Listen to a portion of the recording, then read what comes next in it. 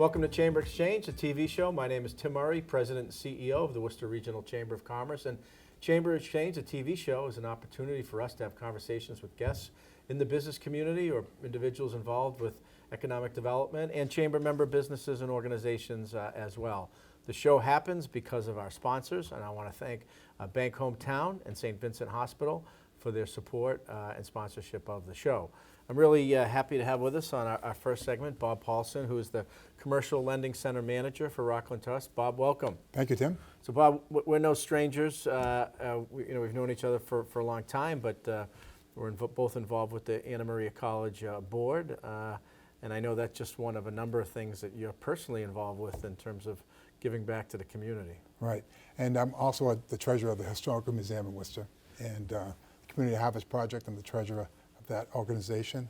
And it's just nice to be part of Rockland Trust and being involved in the city. Yeah. That's really important. Yeah, well, the Historical Museum, I know they've got a big anniversary coming up, their 150th Right. As well. And it's kind of timed perfectly with the Chamber's 150th. So Worcester's got some good reasons to celebrate. Absolutely. Yeah. Looking forward to it. And Anna Maria College, the AMCATs, we enjoy that working with President Mary Lou Rattell. She's great. Yeah. I hate to see her retire, but Yeah, no, it's doing a great job. Absolutely. So, Rockland Trust, fairly new to the area, relatively speaking, but in the last 5 or 6 years, have office, got a local office downtown, Right. and then branches, and maybe you could talk about Rockland Trust and Sure. what you're going to be doing there.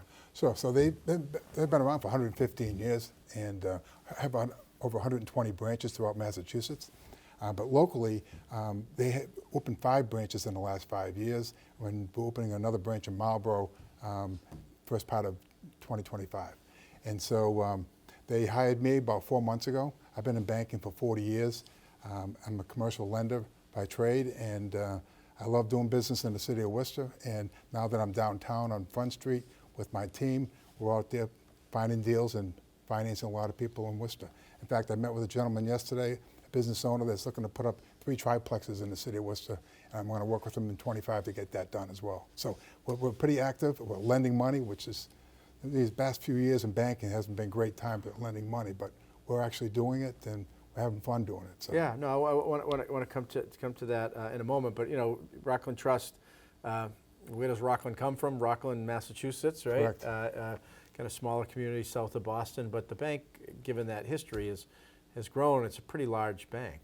Correct. We're a $20 billion bank today, but they've done it through acquisition. We talk about that on a regular basis. That with all the banks that have been merging over the last few years, we're proactive out there, and we're trying to find more banks to continue to grow. Right, and I don't think it was any secret for those who are kind of watching or paying attention and reading some of the business news, but a few years back, Commerce Bank was up for sale, and it was kind of Berkshire Bank in Rockland, and Berkshire acquired it, but nonetheless, Rockland said we want to be in the Central Mass market and has made a pretty significant commitment. Correct, and Mike Crawford was the guy that came over from Commerce at that time to make it all happen, and so the guys that we worked with today we banked together 20 years ago, so we're still out there doing the same thing.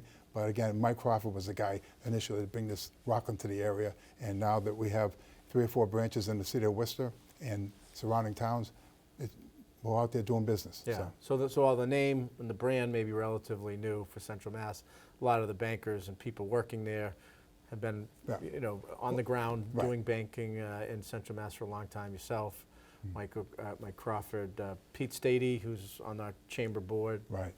Eric Gates, David McCabe. Yeah, they're all local guys. And again, we've been banking.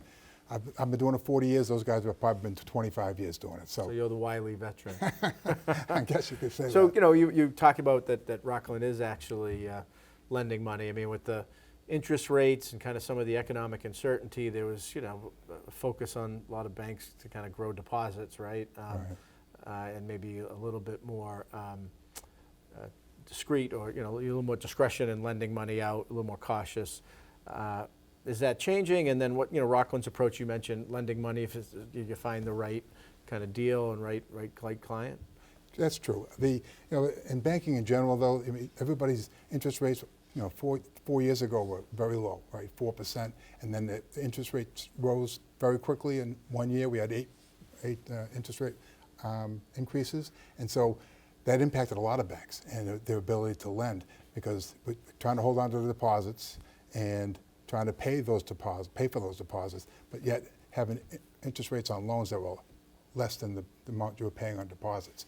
So, but Rockland's approach to that was, we're going to lend our way through it. So they've been active. In Worcester alone, we did the the apartment building over by Polar Park, the Revington. The Revington, right? Yep. We were involved with WBDC up there at St. Cobain, helping them to clean up that property. Right.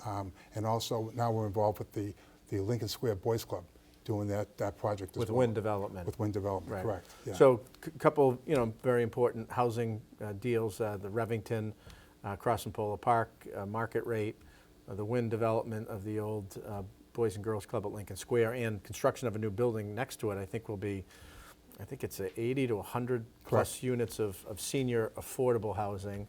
And then the WBDC site, it's really kind of one of the most unique opportunities for Worcester and Central Mass in 50 plus years to reclaim 51 acres that have not been really utilized for manufacturing in some time, to create pad-ready sites with a focus. The WBDC, with support of the city, chamber, and others, and they're the lead on the project, doing a great job in saying that this is going to be about development that will create a lot of jobs. Correct. Not just quick and easy, but being patient to find the right end user that's job intensive, and you're doing some of the loan on that.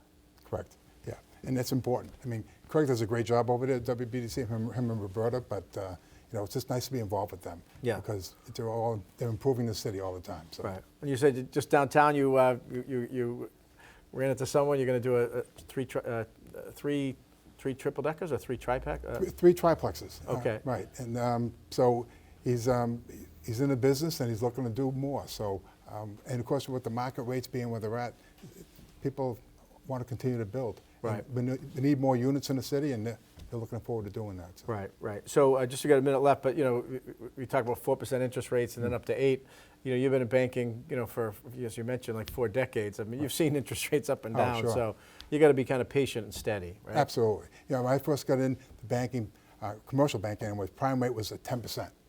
And here it is, we're going down to 7.5%, and people are like, come on, keep going down. But reality is, 7% is not a bad rate, but everybody got used to the 4%, and they want the 2.5% mortgage, right? So Right. probably not going to see that anytime soon. But Yeah. Well, at least going in the right direction, and it seems, with the election behind, just some of the uncertainty that it always creates, hopefully we can kind of jumpstart some of these projects that have been on the goal line, and glad that Rockland's playing a role in doing that. great. Thanks for having me, Tim. Yeah, and Bob, if someone wants to get a hold of you, how do they do that? So you can reach me at my email address is robert.paulsen at rocklandtrust.com, or you can call my cell 508-254-8582. I'm out there and I'm available, so. Great. These days, you've got your hands full in life. That's why we help you bank simply and securely with tools like Face ID and Touch ID. It's why we make it easy to make purchases on the go and get cash back while you're at it. Why we help you quickly deposit checks wherever you are. And it's why we lend a hand with sending and receiving money right from your phone. So even when you're on the move, you can manage your finances. Bank Hometown. Unlock your potential.